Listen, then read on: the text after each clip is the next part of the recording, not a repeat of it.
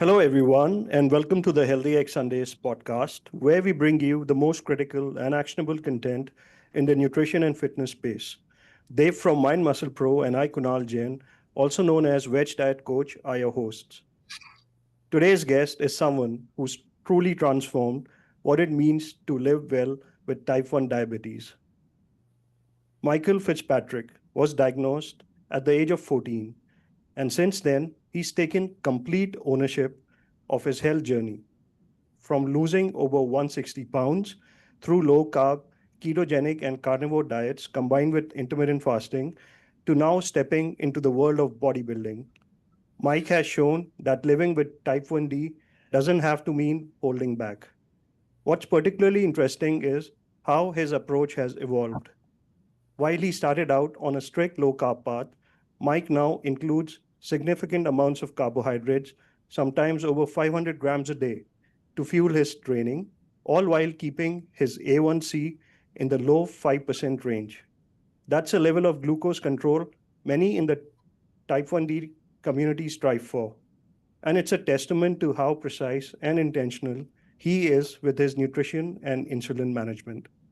Mike is a vocal advocate for smarter diabetes care, better policy, and pushing back against outdated high carb dietary advice. He is here today to share how he's built muscle, gained metabolic flexibility, and challenged the traditional type 1D playbook. Mike, welcome. Great to have you on. Thank you, guys. Happy to be here. Let's begin with your story, Mike. Can you share your journey as a type 1 diabetic, your Absolutely. experience with double diabetes, and how you eventually became a bodybuilder? Yes. Like you said, age of 14, I was in high school and I got all the classic symptoms of type 1 diabetes. I got the thirst, the polyuria, started losing weight. Then mother took me to the doctor and they did the glucose test and it was through the roof. So I spent a week in the hospital learning how to manage my disease. And of course, I didn't get very good dietary guidance or anything like that. Spent the next couple decades really floundering. I didn't do too bad with my glycemic control. My A1C was usually less than 7%. But in the meantime, I was kind of eating whatever I wanted and just taking insulin just to cover it. And eventually I became very morbidly obese, which I was pretty much for my entire life. Um, and fast forward to when I was about 38 years old, this is when COVID was happening. I noticed that a lot of the people that weren't making it were bigger, and I was honestly afraid for my life. And I kind of had a wake up call, and I said, you know what, if I keep going the way I'm going, I'm not going to live to see my 40s. So I began by becoming a full-time student of nutrition, exercise, and everything like that.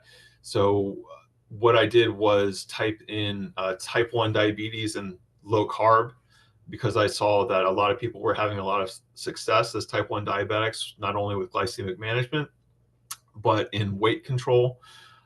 So I got into the high fat, low carb movement, like Jimmy Moore, Jason Fung. I did a lot of intermittent fasting, a lot of extended fasting, and I ended up losing a fair amount of weight. Over about 2 years, I lost maybe 110 pounds or something like that. But it really wasn't until I kind of woke up and realized that even though I lost all the weight, I was still kind of skinny fat. Like I lost all my muscle. I just didn't look good. People would come up to me and they say, you lost a lot of weight, but are you sick? Like, do you have a terminal illness or something like that? Like, I didn't look good. And after finding more people in the health space, like Marty Kendall, Ted Naiman, Dr. E, I realized that the amount of fat that I was eating was really holding me back. It was the total calories. So it wasn't until I cut that back and implemented weight training that I was able to actually get lean. And these days, as you indicated, I'm doing so much training. I'm doing like 17 to 19 hours of training a week, by necessity, I need to include a lot more carbohydrates. So I ran the whole gamut from super low carb and carnivore, all the way to today I'm doing lower fat, very high protein and moderate amount of carbs, kind of a typical bodybuilder diet. And to answer your question for the bodybuilding, this past December, January, I just decided, this is something I've always wanted to do. It's on my bucket list.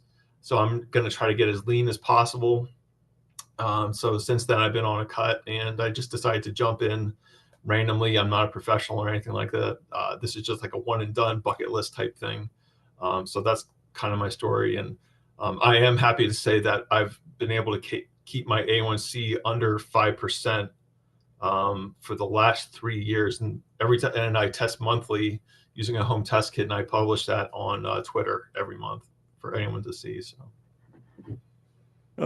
An amazing journey, Mike. So in India, I think out of 100,000 children, about 4 to 5 get diagnosed with type 1 diabetes. So what's your advice for someone who's newly diagnosed with type 1 diabetes, and what's the path forward for them? How does one aim for normalcy when they're managing this condition? Yeah, I mean, it's tough. Even across the world, I think the average A1C is probably something like 8% to 9% for type 1 diabetics, depending on what country, and even higher.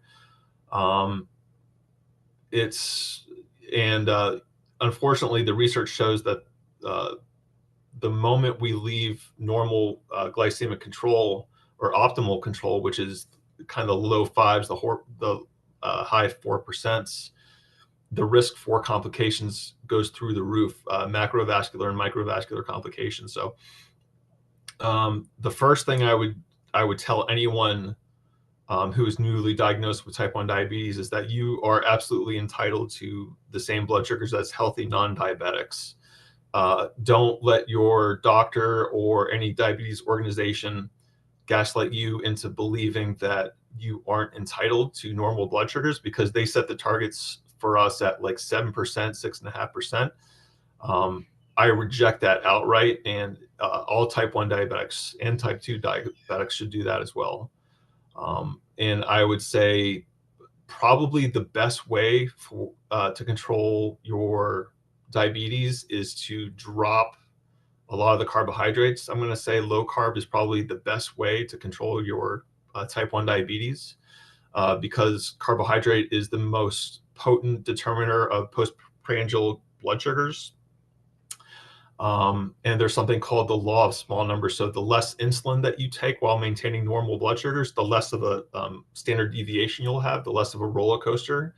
So if you are able to lower your insulin requirements while maintaining normal blood sugars, you're going to have a much better time. Otherwise, you're going to be up and down all day, which is an absolute living hell. So that's what I would say. Right.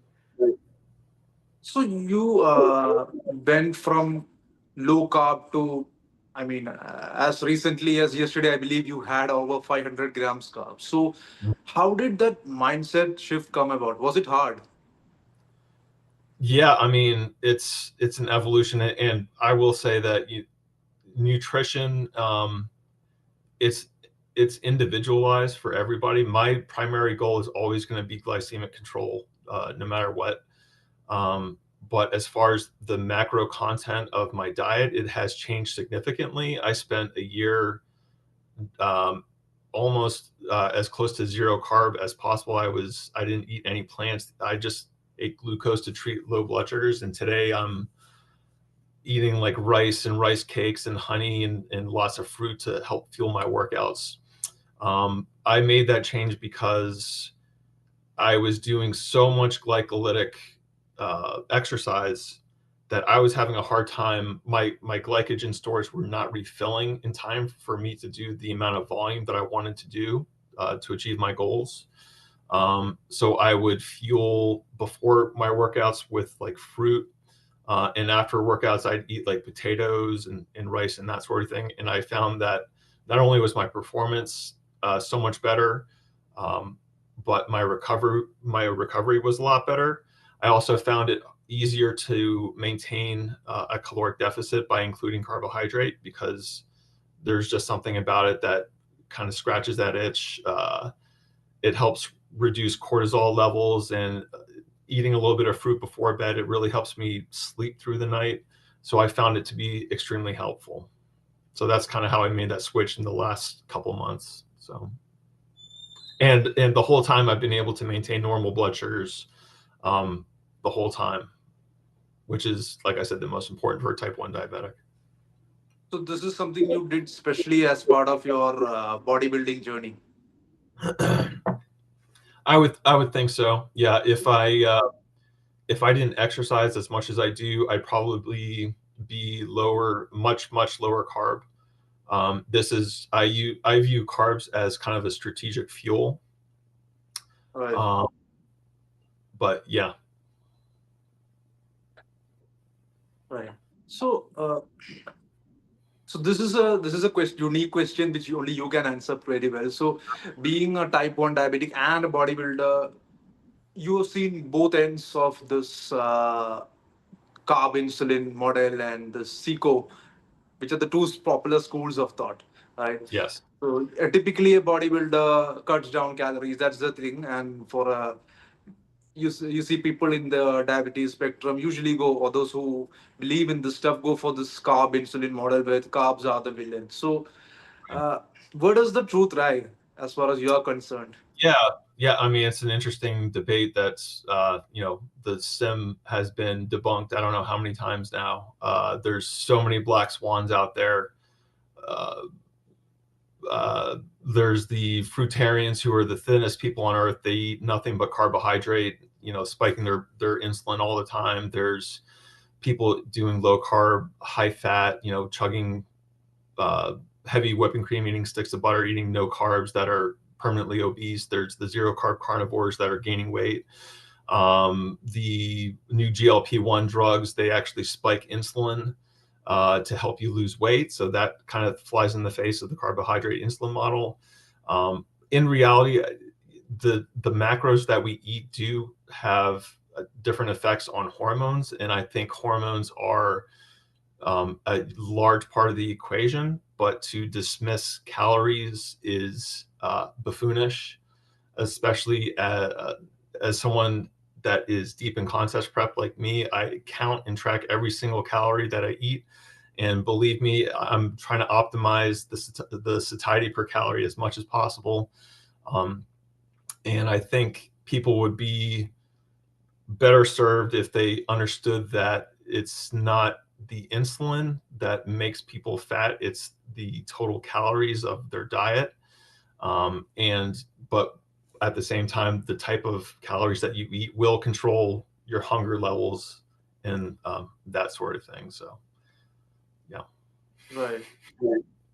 It's So- an interesting debate online every day. I always so- get entertained. So the interesting part is like people believe in this idea of fat being free food because it doesn't have much of an insulin response. But you as a type 1 diabetic who doses insulin, you know exactly how much impact fat has on your body or how much of an insulin requirement fat. So have you ever tried where you kept your carbohydrates on the same level but increased your fat intake? Yeah, I mean, I used to be high fat, low carb, and my basal rates would shoot through the roof. So if I ate a high fat meal like the night before, my basal rates would slowly increase. So my total insulin would actually increase.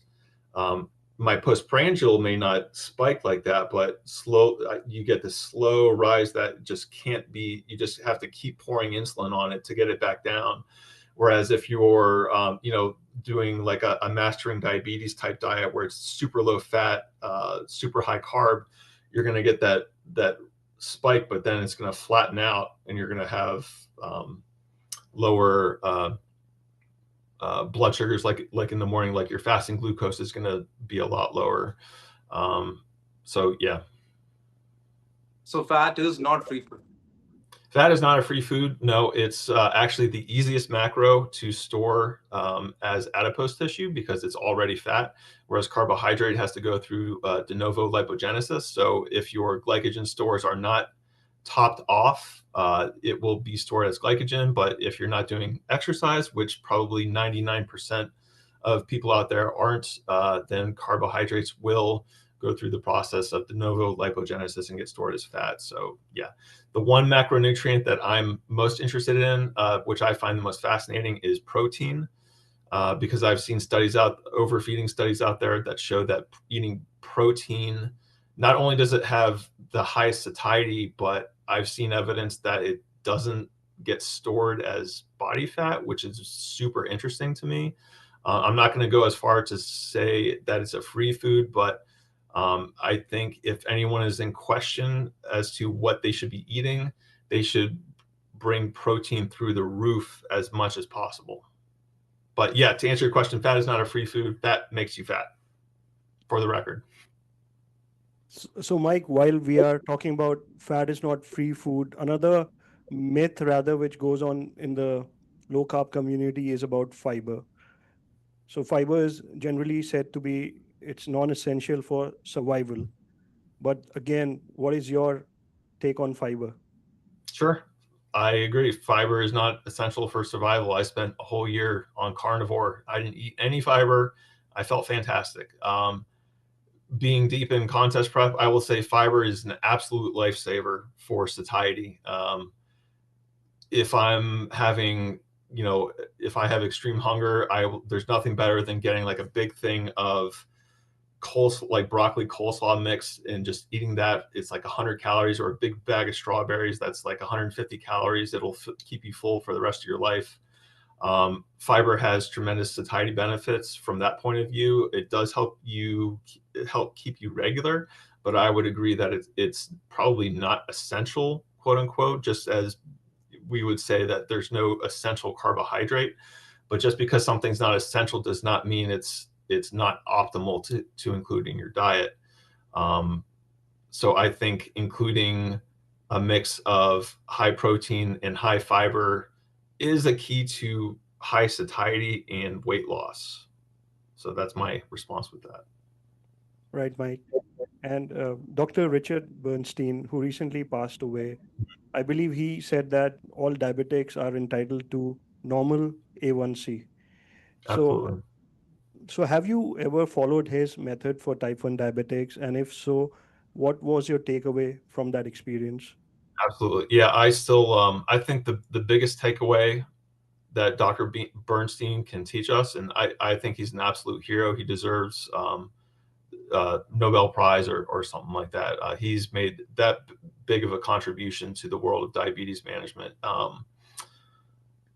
The biggest takeaway I think we can all take from him, we can all learn from him, is that we are entitled to normal blood sugars, and we need to do everything in our power to get normal blood sugars, and dismiss those who would gaslight us and tell us that we don't need normal blood sugars. Because back in the day, they were so against that like the American Diabetes Association was actually against home blood sugar monitoring. They're often on the wrong side of nutritional advice and that sort of thing. But Dr. Bernstein was revolutionary in his approach to treating diabetics, and he was, as far as I can tell, he was the only one that expects optimal blood sugar control from his patients, which I would say is in the low 5%, high 4%.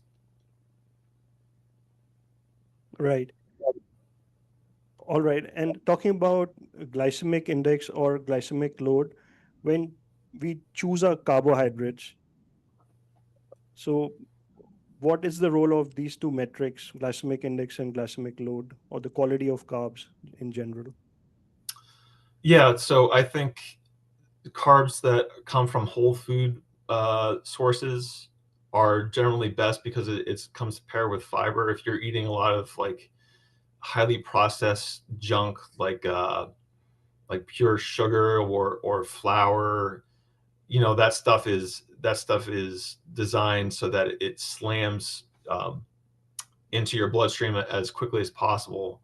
So you need carbohydrates that are kind of slowed down a little bit, at least if you're going to include carbohydrates in your diet. So that would be things like high fiber fruits, low carb fruits like cucumber or bell peppers or something like that. Cruciferous vegetables, that comes highly recommended because it's got such high fiber. If you're going to include grains, I would again, there are very high fiber options you can choose from. Things like rice is probably a lot more challenging for diabetics because there's very little fiber and it's quickly absorbed. If you have to do rice, do the higher fiber rice like the brown rice. It does have higher satiety and it'll slow down the glycemic load. But otherwise, it is possible to include carbohydrate in your diet. And in fact, Dr. Bernstein, he was ultra low carb, but he had his method was to include 6 grams of carbs for breakfast, 12 for lunch, and 12 for dinner. That's would come from like cruciferous vegetables. The 6 in the morning was reduced because of Dom phenomenon, and you've got all the hormones going, so you're going to have higher blood sugars in the morning. And then the 12 and the 12, that was kind of standard for his patients. Right. Right. So, how much of a role does muscle mass play in metabolic health? Yeah, I think muscle is the fountain of youth. The more muscle you have, the more tolerant you are of carbohydrate, and I'm finding that out as I go on my journey. It serves as a glucose sink, so after I exercise, my muscles and even my liver are depleted of glycogen. So when I eat carbohydrate, it goes literally to the glycogen stores in my muscle, and I can actually feel it, and you can see it when you do that. So people with metabolic syndrome, I've heard it said by Ted Naiman in the past beautifully that type 2 diabetes is not only a disease of being over fat, but it's also a disease of being under muscled. So all of our goals, whether we're type 1, type 2, or not even diabetic, should be to be as lean and jacked as possible. So the more muscle you have, the more metabolically flexible you can be. Someone like myself, you'll see from my Twitter posts that even though I eat something ridiculous like over 500 grams of carbs in a day, I wake up the next morning and I'm back in ketosis. So that shows you that my body is processing the carbs, it's storing the carbs adequately, and then it's going right back to using the fat on my body for fuel. If I didn't have the muscle, I don't think I'd be that metabolically flexible, and I'd have to cut back on the carbs tremendously. So yeah, muscle is the most important thing from a metabolic standpoint. Right. So, does that mean strength training is better than cardio for metabolic health, or cardio has its benefits as well?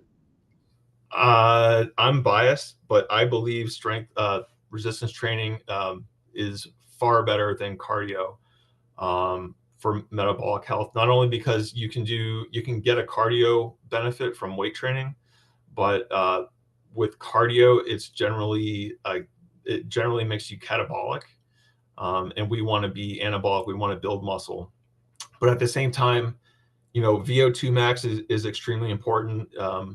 When I was morbidly obese, I wouldn't even dream of going to the weight room. The most I could muster was just walking around my block like once, and that's where I started.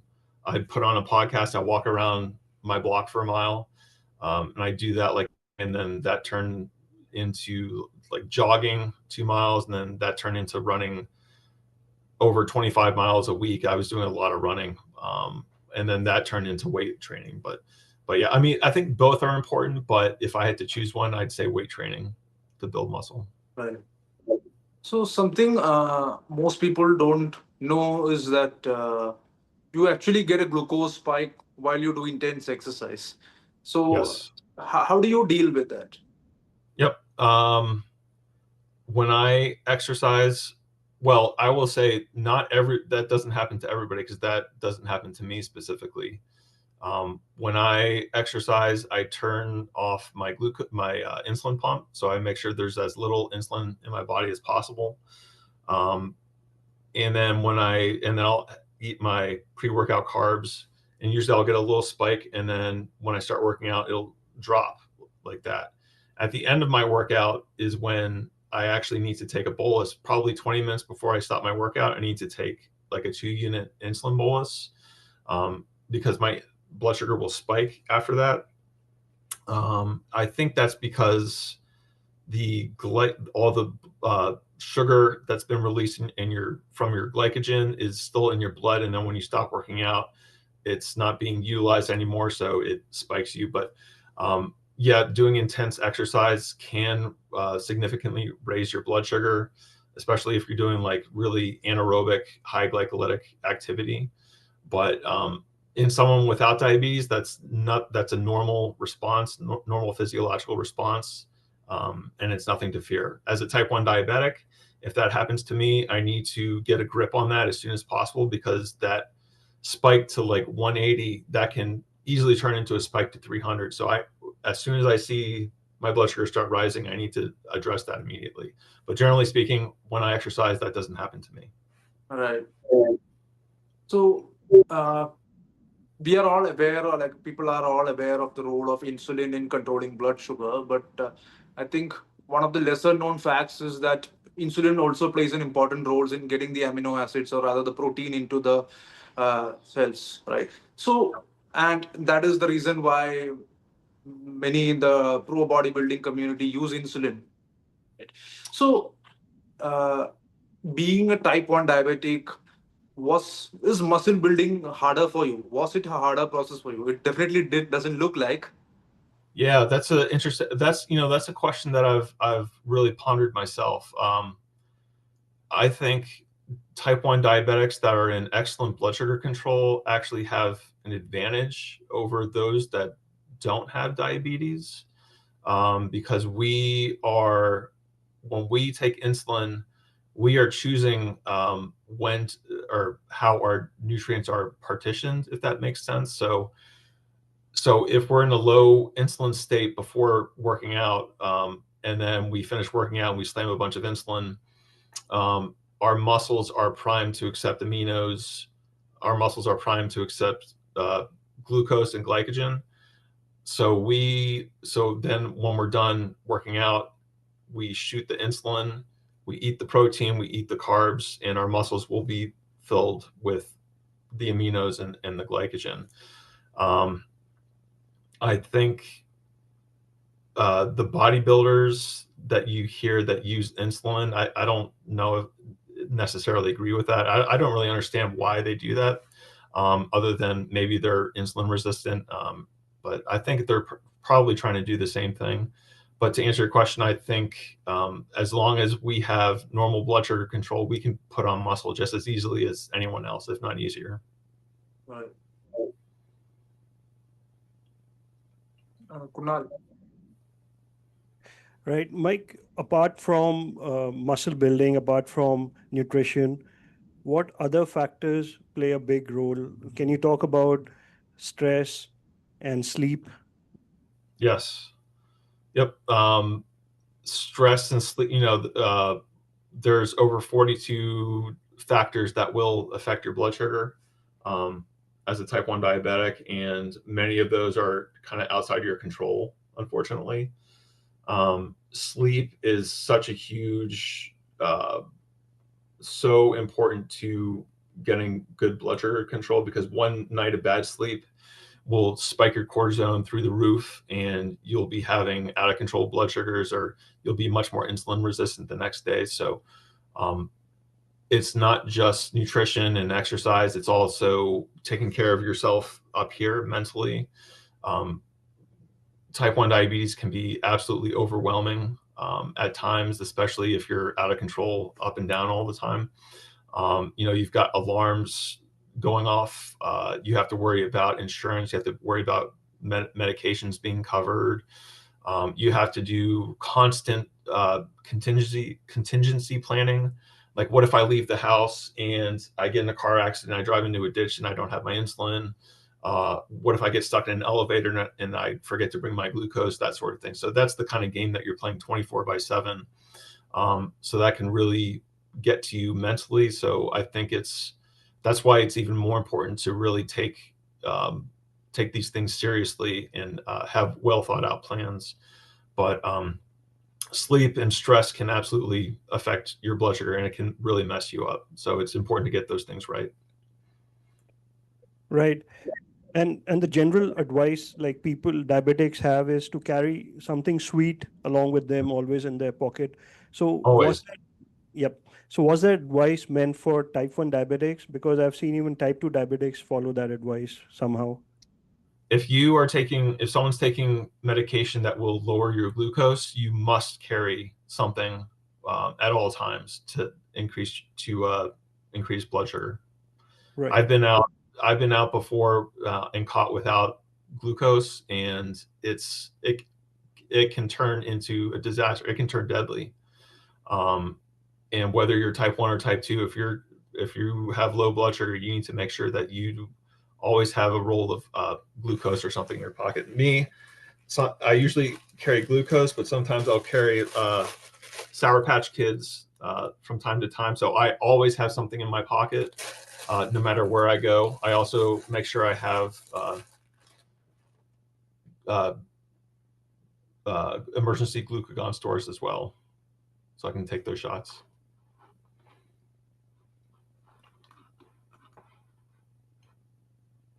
Kunal, did I lose you? So, what advice can you give type 2 diabetic patients based on your experience with type 1? Yeah. So I know full well what it's like to be type 2. I did have double diabetes, which was a nightmare. That's basically when you're type 1 diabetic and you become super insulin resistant. The way to manage that is the same, it's diet and exercise. You got to find a way to get the weight off your body. It's a life and death struggle. The best way that I found is to reduce the carbs and the fat as much as possible, increase the protein, get some sort of exercise multiple times a week, preferably strength training. So the strength training is going to build the muscle, and then use the diet to get the fat off your body. Don't try to use the exercise as a way to create a calorie deficit, because you go for a walk for an hour, you're going to burn like 200 calories. You go home and you eat like half a donut, you just wiped out all the calories for the day. So you really need to, I think it would be very helpful to set some kind of a caloric budget or some kind of restriction on your diet, whether you're going to go low carb or low fat, or you're going to do some kind of intermittent fasting, that sort of thing. Just know that there's going to have to be some kind of deprivation, but you don't have to go around starving all the time. If you are keeping a high satiety per calorie diet, if you change the foods that you eat, the macronutrient profile, then you can easily lose weight without being hungry. And that is the bottom line that's the key to success for weight loss for type 2 diabetics. So increase the protein, lower the fat, lower the carbs, do exercise. Right. So, we in India at least have this situation where we have a lot of type 2 diabetes cases, and the essentially the problem comes down to that we have a higher amount of carbohydrate consumption, right? Among Mhm. other things, among stress and low physical activity and all that, we have a high carb consumption. At least 65 to 70% of our food is coming from carbs, and it's Sure. nearly 10 to 15, 10 to 12% of protein, and rest of it is fats. So, uh, going all the way down on carbs as in a proper low carb diet is, for many reasons, not practical. So, what advice would you give? If dropping the carbs isn't feasible, then drop the fat as much as possible. Become super low fat. Um, Increase the protein as much as possible. There is, the folks over at the Mastering Diabetes, they do a whole foods plant-based diet, and I've seen really good success for people that follow that. And if you can't drop the carbs, and I totally understand that, and I'm not an expert on nutrition in India or generally, but the goal is to reduce your caloric load so you can lose weight without being hungry. The way to do that, if you can't drop the carbs, drop the fat. So stop cooking in oil, stop eating the fatty meats, go for lean protein sources, and you can still keep your carbs high. So as long as you're getting your protein high enough, the macro breakdown really doesn't matter, and you can still eat a higher amount of carbs. But it would go a lot better for you if you would do a lot of exercise, especially highly glycolytic exercise like weight training. But it can be done, absolutely. So, when, as you mentioned about exercises, is there any specific exercises? Like we've all heard that squats, for instance, or squats or deadlift, the bigger the exercises which utilize more muscles have a bigger impact. Is there any go-to exercises, or is there any exercises which you would recommend for better glycemic control? Sure. Well, exercise should be as accessible to everybody as possible, whether you're in a gym or whether you don't have any equipment whatsoever. You can get an awesome resistance training workout just using body weight exercises, sit-ups, push-ups. You can do squats, like air squats. You can do pistol squats. Really, the only thing that you absolutely need is like a bar to hang off of, so you can do some kind of pull exercise. But personally, I like to do push, pull, leg type of circuit rotation. So squats are great, bench press is great, deadlifts are great. So those are really the three biggest ones. And then some kind of core work would be good. But there's all kinds of plans out there. But the main thing is, don't let great be the enemy of good. Progress isn't 0 to 100. Progress is 0 to 1, and then 1 to 2, then 1 to 3. You make small incremental steps with your training program. So if you're new to training, don't expect to go to the gym, 2 hours a day. Just start doing something small that you like to do. If you can find something that you like to do, then you'll stick with it. So. Right. So someone in the audience just asked an interesting question. He asked you, like, he want to know about fasting as a method for metabolic health. So what's your take on this? Yeah. So when my views on fasting has dramatically changed based on my personal goals. When I first started losing weight, I was really deep into the Jason Fung extended fasting. I think the longest I went was 7 days, 7-day water fast. It's a good way to create a caloric deficit, but it's not a good way to learn how to eat. At the end of those 7 days, I would absolutely binge on the worst food you can imagine. And then I would just do it again. And then at the end, because I wasn't getting protein in, I lost a ton of muscle and I just became skinny fat. So you go from being morbidly obese to skinny fat. So the goal should be not just fat loss, but actually body recomp. So you want to put muscle on and lose fat at the same time.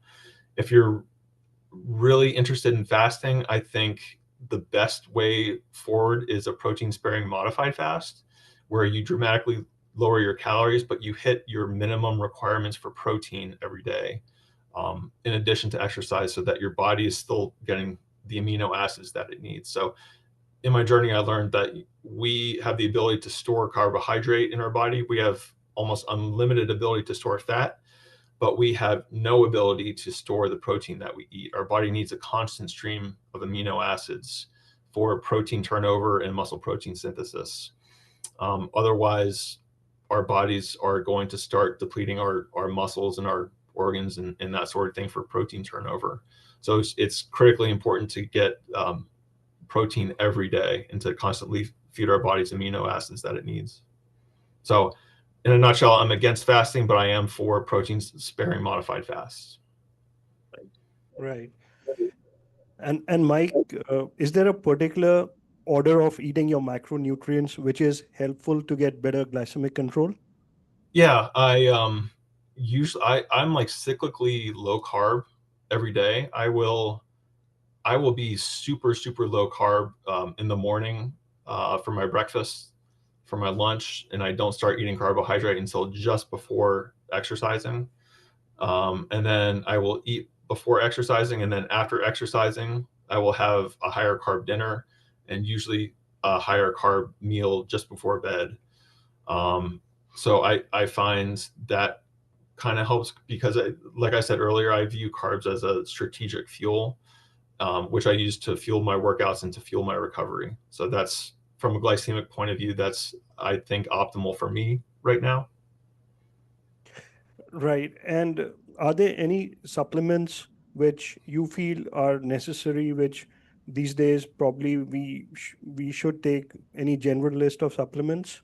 Um, you know, I've heard the argument, both Ted Naiman makes a pretty strong argument that we shouldn't really be taking any supplements whatsoever. I kind of feel that. I think as long as you're getting a well-rounded diet, if you have an actual deficiency in something, I think you should probably supplement, but I don't think it's actually necessary. From a muscle building point of view, I think probably creatine is probably the strongest. I've seen the most evidence to supplement with that. Otherwise, maybe vitamin D if you don't get a lot of sunlight, maybe some B12, but otherwise that's really about it. As long as you're getting a well-rounded diet. So I think someone in the audience asked about magnesium as well. What's your take on magnesium supplementation? I do take magnesium glycinate at night to help me sleep. Okay, right. So other than this, what else do you do for recovery, and how do you unwind after a good workout? Sure. Well, after I work out, my number one goal is to eat food and just sit on my butt and let my body do its thing. But I will, these days, I'm doing like 5 to 6 days of weight training. And then on my off days, I will always do active recovery days. Like I always do my fasted cardio in the morning, and I will always do my 12,000 steps a day in addition. So it's important to just keep moving every day and not let a day go by where you're just sitting on the couch all day. Right. So maybe And some like stretches or something like that if you're not going to exercise. So. go, Dave. Right. So, uh, one of the challenges people face is that when they decide to put on muscle and when they decide to bulk up, inevitably their metabolic health goes for a toss because they are consuming a copious amount of calories, and that's what is commonly believed to be bulking up. So, how does one bulk up without really sacrificing their metabolic health? That's an interesting question. I think bodybuilders have been trying to answer that for how many decades now. What I've seen, which is kind of convincing to me, is if someone is at like what I'm at now, like 6% body fat or something like that, it's optimal to bulk up to like maybe 10 to 12% because you're not going to be able to put muscle on. With a really low body fat percentage, if you right now are like 12 to or like 15%, there's really not in my view a reason to continue bulking because you've got enough fat on your body to do a body recomp, and you're getting enough nutrients to build muscle.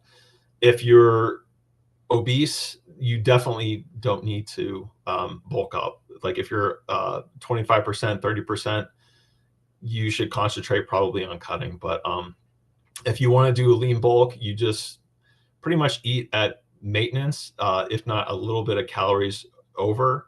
But it's really impossible to try to eat like 100 to 200 calories over because being that precise is extremely difficult in a bulk. So really you have to go by how you look in the mirror and what is on the scale in body tape measure.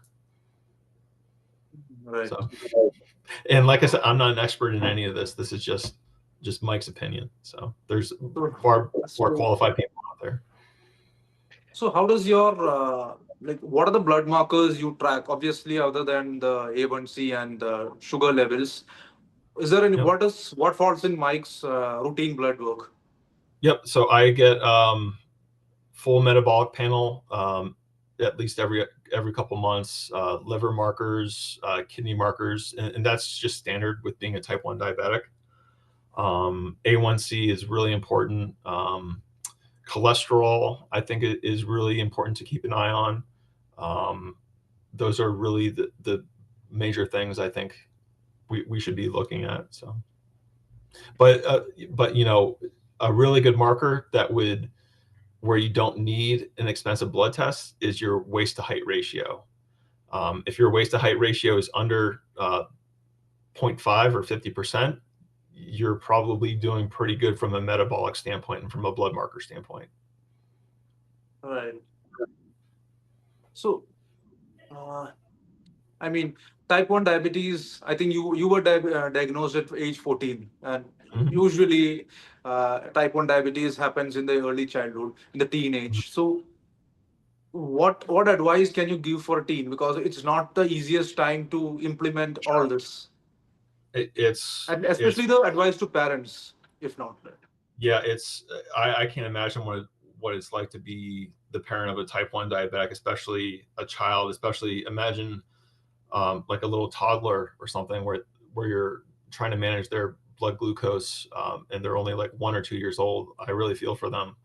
All I can say is, you know, the mantra of Dr. Bernstein is demand normal blood sugars, optimal blood sugars, do whatever you can in your power to get them. Don't accept any gaslighting from your medical care team that it's okay to run higher blood sugars, because it's not. The damage happens immediately, especially to children. It can stunt your growth. It can stunt your brain development, all kinds of stuff. So I would say to the parents, do your own research, be your own advocate. I don't have the answers for them, but in their own search, they can come up with something that works for them and their family. So just be a self-advocate and demand normal blood sugars. That's what I'd say. I'm pretty sure you have a community of sorts to help out. Yeah, there's lots of great communities online. I'm a big fan of the GRIT community. It's kind of the low carb Dr. Bernstein group. There's right. Like Let Me Be 83 on Facebook. There's a bunch of other, there's like type 1 grit on Facebook. There's all kinds. You just join those and then you'll be branched and connected to thousands, hundreds or thousands of people that are in this same boat as you. So there's a very strong community. And that's something that I kind of missed when I was a teenager. I would have liked to have more of a community. So social networking really made a big change with kind of sharing the burden of having type 1. Right. So something that is a little different, but very similar to type 1 is LADA. So I think there's a fair amount of LADA cases going on. So I think whatever you discussed here, you think it can be squarely applied to them as well? Yeah, absolutely. People with LADA, you know, everyone should be eating the same way. When it comes to metabolic health, everyone should be, whether you have type 2, type 1, LADA, we should all be trying to get as lean and jacked as possible. And that includes eating a high protein diet, trying to get the excess body fat off, doing as much exercise as possible, keeping your blood sugar under control, keeping your metabolic health under control. So yeah, it absolutely applies. The same applies to LADA, just as it applies to everyone else. Right. So what are your go-to sources of protein? My favorite is probably egg whites, casein protein powder. I love edamame. I absolutely love it. Chicken breasts, anything from the sea, whitefish, shrimp. I'm really not doing too much red meat these days, but I do like lean sources of red meat. And that's about it. Yeah, those are my favorite sources. All right. What about plant sources? Plant sources, edamame, hands down, soy. I think that's great. My kryptonite is peanut butter. So I can't keep any peanut butter in the house. So what I like to do is get something called PB Fit, which is a peanut powder. So they take the peanuts and they press all the fat out, and it ups the protein. So if I have a hankering for that, I put a couple scoops of PB Fit powder, and that's pretty high protein, although it's not a complete amino source. So. I believe you have a special ice cream recipe as well. Oh yeah, Ted Naiman's protein ice cream. I try to eat that as often as possible. I get a bag of frozen strawberries and then 2 scoops of casein powder, a little bit of Fairlife skim milk, or you could use almond milk, and then a little bit of sweetener. You put that in the blender, and it comes out like ice cream, and it's the most filling thing that you'll ever eat because it's just pure protein and pure fiber. So that'll keep you full the rest of your life. Right. Kunal. Mike, just one last question from my side Sure. would be, uh, what is the role of like gut health? Because the food we eat, all the absorption happens through the gut. So there are problems like malabsorption and deficiencies which can come. So do you think like gut health is also tracked well in the type 1D community, and what's the role? Yeah, that's an interesting question, because so many people with type 1 diabetes have gastroparesis. So it's really tricky. Gut health is extremely important. And for those that don't know, gastroparesis is basically the paralyzation of the vagus nerve in your body, which actually paralyzes your stomach. So you'll eat something and you'll get unpredictable blood sugars because you won't know when your food will actually be digested. So it makes blood sugar control an absolute nightmare. But I think generally speaking, from a non-gastroparesis point of view, like eating a well-rounded diet, lots of fiber, I think will help keep you satiated. I think if you want to supplement with like probiotics or prebiotics, that might be a help. But yeah, that's what I have to say. I'm not really an expert on gut health. Maybe that's the next rabbit hole I go down. Right. So I think we've come to the end of this podcast, Mike, and thank you for sharing so much information in such a crisp and a wonderful way. You are a role model for all of us, and we wish you Thank all you. the best in your bodybuilding journey and in your health journey, Mike. And Thank you. definitely love to read all the content you post out on Yes. Twitter. Well, I love to read your posts too, so I'm just as big of a fan. Thank you. And so we'll keep in touch on X. And thank you so much again for coming on the HealthyX Sundays podcast. Dave? Thank you, Mike. It's been an amazing session. So Yes. much to learn. I think those who it's been as informative for type 1 diabetics as well as normal folks out there. Everybody learns a thing or two. Yep. And just remember, if you're type 1 out there, you're entitled to normal blood sugars and optimal health. So thank you, Kunal and Dev. Thank you.